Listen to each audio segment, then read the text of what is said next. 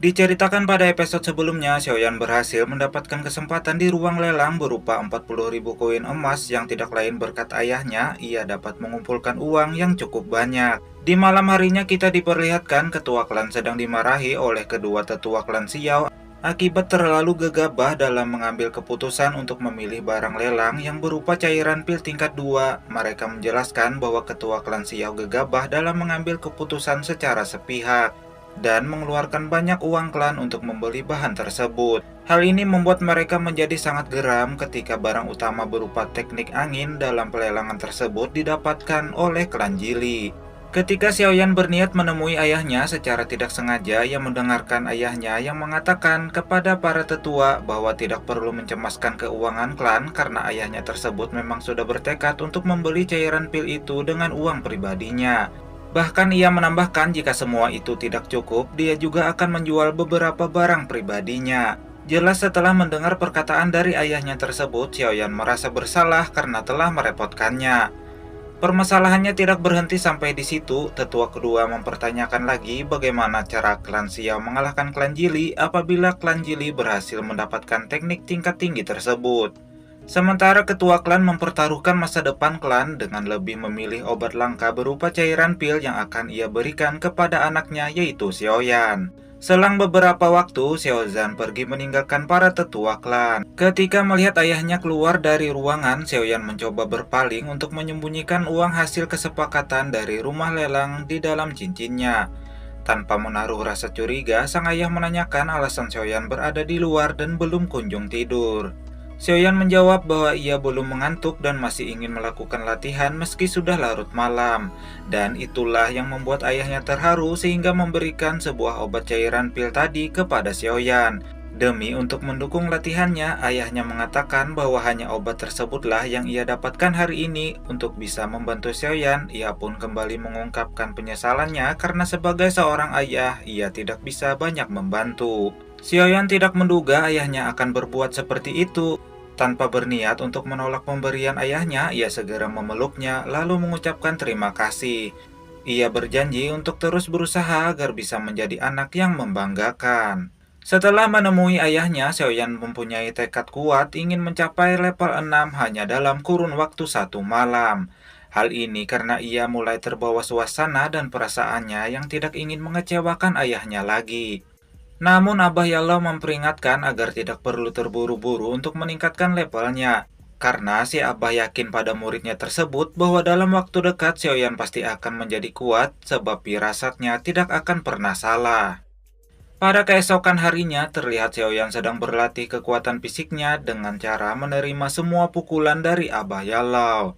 Setelah berupaya keras dalam latihannya serta tanpa melakukan istirahat, ia mengeluh keadaan lengannya yang mulai terasa kaku. Kemudian Abah Yalau menjelaskan bahwa dalam latihan kali ini teknik peledak oktan dinilai sangat berguna, namun setelah menggunakan teknik tersebut dalam latihan, semua kekuatan akan menghilang. Ia kembali menjelaskan bahwa secara umum teknik tersebut memang ditujukan untuk menguasai semua skill, dan hal itulah yang menyebabkan tangan Xiaoyan terasa sakit akibat menerima teknik peledak oktan miliknya. Tanpa berlama-lama, Xiaoyan mulai kembali bangun lalu memusatkan kekuatan api oranye miliknya dan ia mencoba mengaktifkan kedua skill secara bersamaan. Berkat penjelasan dari Abah Yalo, Xiaoyan pun dengan sekali coba berhasil menguasai dasar dari kedua skill tersebut. Abah Yalo menilai bahwa percobaan pertama dari Xiaoyan memang sudah cukup meningkat dari latihan sebelumnya. Namun dengan sedikit gelisah, Xiaoyan mempertanyakan berapa lama lagi waktu yang harus ia tempuh agar bisa mencapai level 7 dengan kekuatannya yang sekarang ini.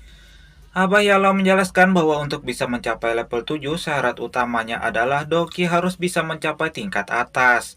Dan selain itu tidak akan mudah untuk mencapainya. Karena Xiaoyan harus menggunakan banyak energi serta mengkondisikan pikirannya setenang mungkin. Xiaoyan memberitahu bahwa dalam kurun waktu 2 bulan lagi, klan Xiao akan melakukan upacara kedewasaan, yang merupakan sebuah ujian untuk perkembangan tingkat kekuatan dari tiap-tiap anggota klannya. Di sini Xiaoyan tidak ingin mengecewakan ayahnya yang telah rela membayar mahal obat langka untuk dirinya, juga Shen Er yang selalu setia mendampinginya. Tanpa mempermasalahkan alasannya, Abayalao kembali mengatakan bahwa kecepatan latihan Xiaoyan sudah cukup mengejutkannya. Karena pada awalnya ia berpikir dengan bantuan obat-obatannya setidaknya membutuhkan waktu setahun untuk mencapai Doki di level 7. Ia kembali menambahkan bahwa kemajuan Xiaoyan dari awal latihan sampai sekarang sudah sangatlah baik, sehingga dirinya yakin bahwa Xiaoyan dapat menembus Doki level 7 hanya dalam waktu 2 bulan saja. Beberapa hari kemudian kita diperlihatkan dengan seorang murid dari Sekte Yunlan sedang sendirian fokus melakukan kultivasi di ujung jurang. Sementara itu, Xiaoyan yang sedang tidur di dalam kamarnya, lalu tidak lama ia dibangunkan oleh suara panggilan berulang kali dari Sun Er. Karena tidak mendapatkan respon, Sun Er lalu segera membuka pintu kamarnya dan mencoba menanyakan tentang acara hari ini. Pada awalnya Xiaoyan tidak mengingatnya. Sampai akhirnya Sun Er mengajaknya keluar, kemudian tidak lama ia tahu bahwa hari ini diadakan tes terakhir sebelum upacara kedewasaan untuk semua anggota klan Xiao. Sun Er dengan bangga mengatakan bahwa dirinya ingin semua orang tahu bahwa seorang jenius tidak bisa diremehkan lagi. Sementara itu, di tempat lain kita diperlihatkan beberapa anggota dari klan Xiao sudah mengetes kemampuan dirinya di batu ujian. Keadaan sontak menjadi hening ketika Xiaoyan dan Sun Er tiba di tempat ujian tersebut. Selanjutnya petugas memanggil nama Sun Er. Hasil dari ujian terakhirnya, ia berhasil menembus tingkat teratas yang pertama, yaitu di level 10 tertinggi. Semuanya pun menjadi sangat senang ketika melihat perkembangannya. Setelah itu, giliran Xiaoyan yang dipanggil. Saat berjalan melewati anggota klan lain, semua beranggapan bahwa Xiaoyan pasti akan kembali membuat lelucon. Bahkan ada yang beranggapan kalau Xiaoyan justru mengalami penurunan tingkat ke level 2. Xiaoyan pun mengabaikan semua ucapan mereka dan memilih untuk segera memulai ujian akhirnya. Keadaan berubah saat semua orang yang berada di sana dikejutkan oleh hasil dari ujian terakhirnya yang telah meningkat hingga berada di tingkat Doki level 7. Hal itulah yang membuat ayahnya terkejut dan bangga karena dalam waktu singkat dapat memulihkan kekuatannya dengan benda yang telah ia berikan sebelumnya. Pada malam hari sebelumnya kita diperlihatkan Abayalao sedang membimbing Xiaoyan berkultivasi untuk melatih inti kekuatannya dengan berendam diri di dalam bak kamar mandinya. Si Abah merasakan bahwa kekuatan dari Xiaoyan telah mencapai level 6 tertinggi dan sudah saatnya akan segera meningkat ke level 7. Kemudian ia memasukkan cairan pilnya dan meminta Xiaoyan untuk fokus memurnikan inti dari kekuatan apinya. Lalu ketika Xiaoyan membuka matanya, Abayalao memberikan ucapan selamat. Karena merasa heran, Xiaoyan mencocokkan kembali dengan melihat inti kekuatannya di dalam dimensi lain di dalam tubuhnya. Dan ternyata hasil dari proses kultivasinya sangatlah memuaskan. Setelah Xiaoyan berhasil membalikan keadaan dan mengatasi keraguan dari semua anggota klannya, tanpa disangka ia terlebih dahulu dihampiri oleh Xiaomai. Selain memberikan ucapan selamat karena telah mendapatkan kekuatannya kembali, di sana ia juga menawarkan diri untuk melakukan latihan bersama besok hari. Sun Er menyela dengan mengatakan bahwa besok sore tidak bisa bertemu dengannya sebab ia sudah terlebih dahulu membuat kesepakatan dengan Xiaoyan. Sementara Xiaoning yang merasa begitu kesal dengan peningkatan Xiaoyan bersumpah bahwa di lain waktu yang akan datang dirinya akan memberikan pembalasan yang dapat menjatuhkannya. Xin kemudian beralih memperlihatkan Ji Liao yang menyampaikan kabar kepada ayahnya tentang Xiaoyan yang berkesempatan ikut dalam upacara kedewasaan. Namun ia memperkirakan bahwa Xiaoyan mendapatkan hak dalam upacara tersebut tidak lain karena menggunakan identitas sebagai anak dari ketua klan Xiao. Jalibi mengatakan bahwa sesuai dengan kebiasaan kota Wutan, upacara kedewasaan akan diadakan 2 bulan lagi. Dan selama itu putranya dapat melihat klan lain yang juga akan ikut serta. Ia menambahkan bahwa dari acara tersebut dirinya dapat melihat kebenaran dari Xiaoyan yang telah disembunyikan dari mereka. Ji Liao mengatakan bahwa semua ide dari ayahnya memang masuk akal, dan mereka dapat mengetahui kejanggalan klan Xiao apabila klan tersebut memakai bantuan dari seorang alkemis. Kemungkinan terburuk dari perkiraan mereka apabila semua itu terjadi, Ji Liao akan mengupayakan cara lain agar bisa menjatuhkan nama klan Xiao dan menyingkirkannya dari kota Wutan. Singkat cerita, 2 bulan telah berlalu, Kita diperlihatkan pada upacara kedewasaan yang sedang dihadiri oleh 3 klan besar di kota Wutan, serta beberapa tamu kehormatan lainnya. Namun sebelum acara dimulai, dalam aturan klan Xiao dijelaskan bahwa Xiaoyan berhak menerima sebuah tantangan dari ketua klannya. Tetua kedua klan Xiao dalam penjelasannya mengatakan bahwa siapapun sesama anggota secara terbuka dapat menantang Xiaoyan bertanding dengan menggunakan kekuatan dokinya. Xiaoning dengan sukarela maju untuk menerima tantangan tersebut. Walaupun kekuatan dokinya berada di level 8, Xiaoning meminta izin kepada tetua klan untuk memperbolehkan dirinya mencoba bertanding dan mengadu kekuatan dokinya dengan Xiaoyan. Setelah izin didapatkan, kompetisi antara klan tersebut akan segera dimulai. Xiaoyan mengatakan bahwa walaupun tingkat kekuatan dari sepupunya lebih tinggi 1 angka dengan dirinya, ia sama sekali tidak merasa takut dan siap menerima tantangan tersebut.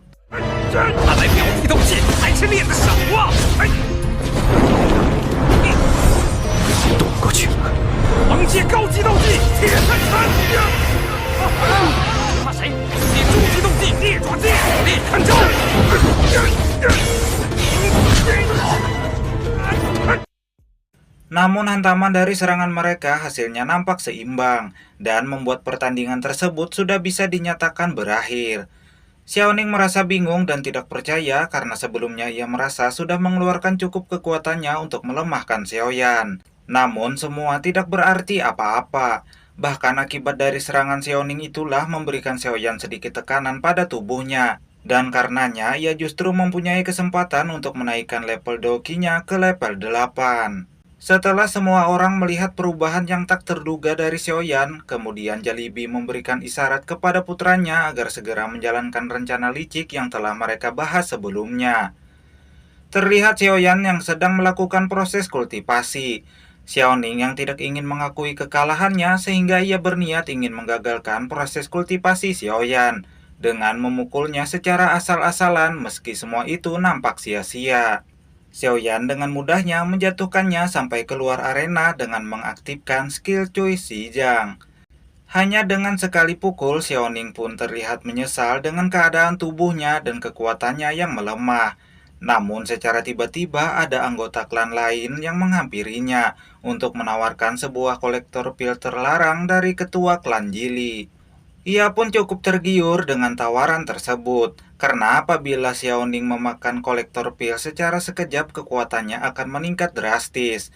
Akan tetapi efek sampingnya bisa membuat Xiaoning kesulitan dalam mengontrol emosinya, akan menyebabkan dirinya sangat ingin membunuh Xiaoyan. Bahkan Xiaoning tidak akan ingat kalau semua ini hanya pertandingan biasa akibat ia telah kehilangan sebagian besar kesadarannya.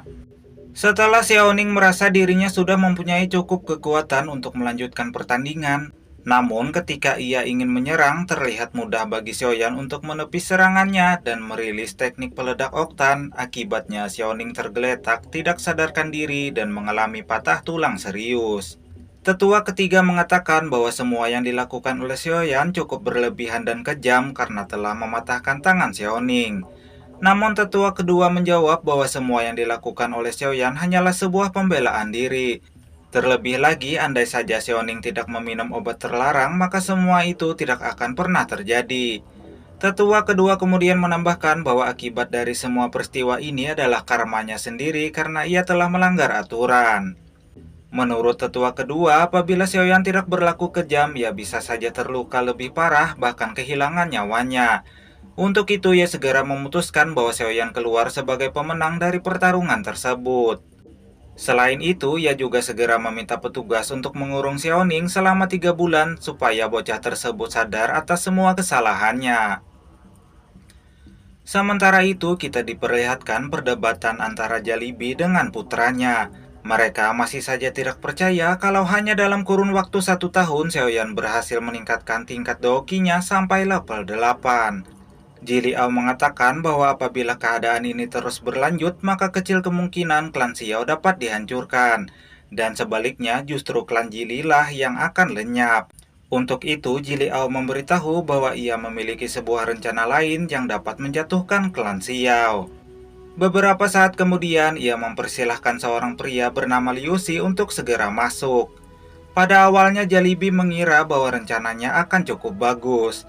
Namun ia terlihat kecewa setelah diperlihatkan orang aneh dengan membawa dua pelayan wanita. Jiliao kemudian meluruskan kesalahpahaman itu dengan menjelaskan bahwa orang yang awalnya dikira aneh sebenarnya adalah seorang alkemis atau seorang ahli peracik obat yang sangat hebat. Setelah acara perkenalan itu, Liu Xi mengajukan sebuah permintaan jika ingin bekerja sama dengannya dan ingin ia membantu dalam menghancurkan klan Xiao. Maka klan Jili harus berjanji untuk menyiapkan wanita penghibur. Selain bisa menandingi kekuatan dari klan Xiao, ketua klan Jili dipastikan dapat mengatasi segala upaya dari ketua klan Xiao dalam mengembangkan tingkat doki milik Xiaoyan.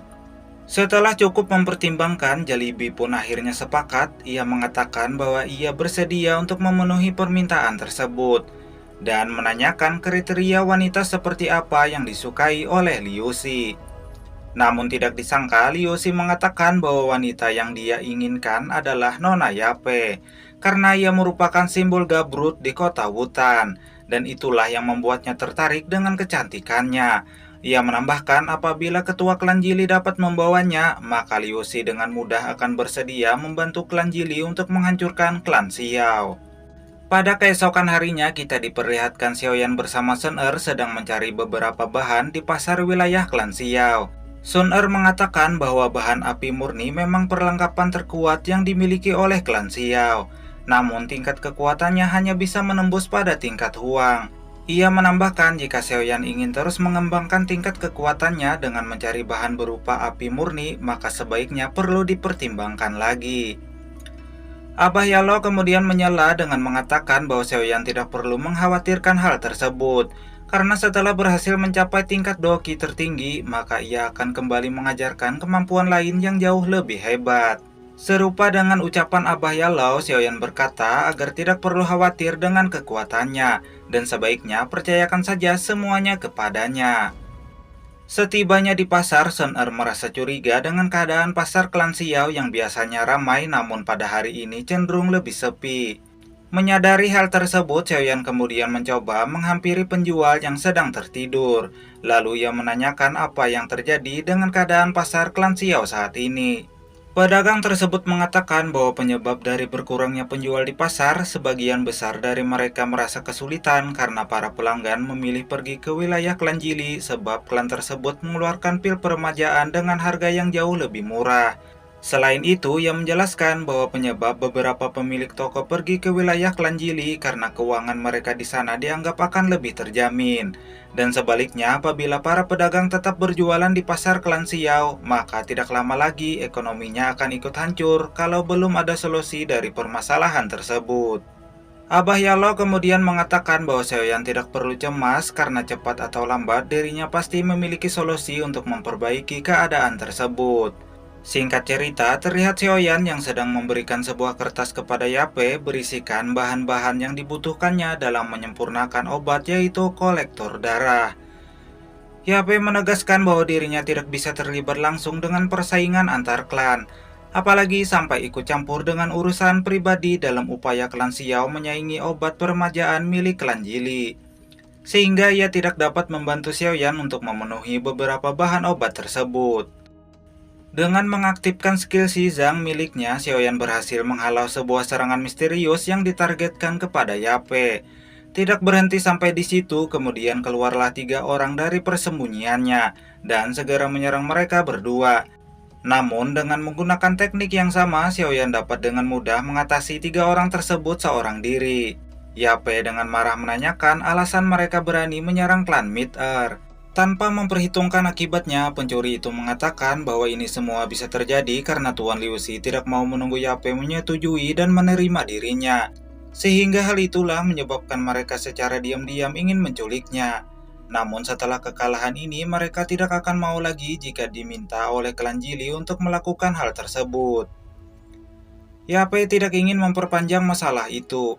Ia memilih untuk melepaskan semua suruhan klan Jili tanpa membunuh mereka. Setelah semua peristiwa ini, Yape mengatakan bahwa dirinya akan bersedia membantu Xiaoyan. Namun dengan satu syarat, Xiaoyan harus mau membuka tudung yang ia kenakan untuk memperlihatkan wajahnya. Dan setelah itu Yape mengetahui orang misterius yang selama ini selalu menutupi dirinya, yaitu Xiaoyan. Sementara itu diperlihatkan ketua klan Jili yang merasa sangat kesal kepada Liu Si, karena setelah insiden penculikan tersebut, kini ia telah kehilangan kepercayaan dari Yape, dan juga kehilangan pengaruh dari pelelangan klan Mid-Earth. Ditambah lagi ketika Jili Ao menyampaikan sebuah berita buruk untuknya dari pelelangan Mid-Earth, yang tetap bersedia menawarkan bahan kepada klan Jili, namun harga yang diberikan adalah 5 kali lipat lebih mahal. Jelas Jalibi pun sontak sangat marah saat mendengar berita tersebut. Menurutnya tawaran yang diberikan oleh Yape sama sekali tidak masuk akal, karena hanya ingin memerasnya. Namun jika saja Liu Si tidak menyerang sampai nekat ingin menculiknya, tentu hal itu tidak akan pernah terjadi. Setelah merasakan getah dari perbuatannya, ia segera meminta putranya tersebut agar menyiapkan semua sisa uang dari klan Jili untuk membeli semua bahan di pelelangan klan Mid-Earth. Tentu saja upaya dari ketua klan Jili tersebut memang semuanya dilakukan demi untuk mengalahkan persaingan melawan klan Xiao, walaupun dari keputusannya itu memungkinkan memiliki resiko yang cukup besar. Pada malam harinya, kita diperlihatkan keadaan para tetua dan ketua klan Xiao yang sedang mengkhawatirkan keuangan klannya. Menurut para tetua, mereka tidak dapat mengeluarkan uang klan secara sembarangan di pelelangan Mid-Earth. Namun khawatirnya mereka cemas kalau klan Jili akan mengambil seluruh bahannya. Sehingga tetua kedua mengungkapkan ketakutannya apabila dugaannya benar, maka pengaruh dari klan Xiao tidak akan bisa bertahan lama di kota Wutan. Kemudian ketika ketua klan berencana ingin menemui Nona Yape, tiba-tiba secara tiba-tiba Yape datang menghampirinya dengan membawa semua bahan dari rumah lelang klannya. Yape mengatakan bahwa kedatangannya di sana hanya ingin mengirimkan semua bahan untuk klan Xiao, sehingga membuat tetua klan Xiao seketika merasa lega. Namun yang jadi pertanyaan mengapa Nona Yape lebih memilih menjualnya kepada klan Xiao ketimbang klan Jili. Jawaban dari Yape terdengar simpel bahwa ia berubah pikiran. Jadi dengan sengaja ia membawa semua bahan yang ada di hadapan mereka. Tetapi yang menjadi pertimbangan adalah keadaan keuangan klan yang tidak cukup banyak, namun baginya hal itu sama sekali tidak menjadi masalah. Ketua klan dan para tetua klan Xiao mengucapkan terima kasih. Di sini Yape hanya ingin membalas budi kepada seorang pria. Kemudian Yape mempersilahkan pria tersebut untuk masuk dan memperlihatkan dirinya. Di hadapan mereka, Xiaoyan di sana memang sengaja tidak ingin memperlihatkan wajahnya, karena ia ingin orang lain yang mengetahui dirinya hanya sebagai orang misterius yang bertudung hitam. Tanpa banyak berkata-kata, di sini Xiaoyan langsung memusatkan semua bahan dan meraciknya menjadi banyak obat berupa kolektor darah. Ia pun mengatakan bahwa obat tersebut memiliki efek 10 kali lipat lebih kuat dari pil peremajaan milik klan Jili. Ia hanya ingin memberikan semua obat tersebut dan tidak menginginkan uang sepeser pun dari hasil penjualannya nanti. Setelah meninggalkan ruangan, Xiaoyan membuka tudungnya dengan lega dan memilih berdiam diri di bawah turunnya hujan. Ketika melihat Xiaoyan hanya terdiam, Yape menghampirinya untuk mengatakan bahwa setelah ini Xiaoyan harus berhati-hati karena pasti klan Jili tidak akan membiarkan ia dan klannya hidup dengan tenang. Xiaoyan pun meyakinkannya dengan mengatakan bahwa ia pasti akan baik-baik saja sehingga Yape tidak perlu mencemaskan hal tersebut. Lalu cerita pun berakhir. Itulah tadi alur cerita BTTH Season 1 pada episode 5 dan episode 6. Sampai jumpa di part berikutnya. Bye-bye!